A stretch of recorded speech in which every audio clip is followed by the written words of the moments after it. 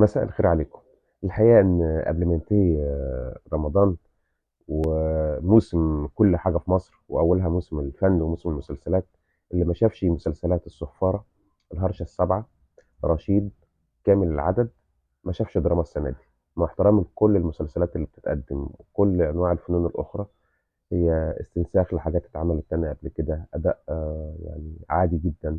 أما الأربع مسلسلات دول: الصفارة لأحمد أمين، كامل العدد الغدوة الشربيني، رشيد محمد ممدوح ورهام عبد الغفور،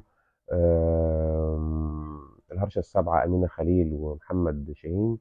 مسلسلات اجتماعية، دراما، كوميديا، أداء تمثيلي فوق الوصف. أنا بتكلم من الناحية الفنية البحتة يعني.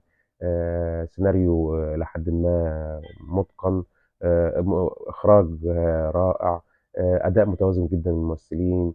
أنت مستني الحلقة اللي بعديها في. لا لا لا لا، حاجة عالية قوي. أما بقية المسلسلات فلا جديد يذكر يعني. شكرا، مساءكم ورد.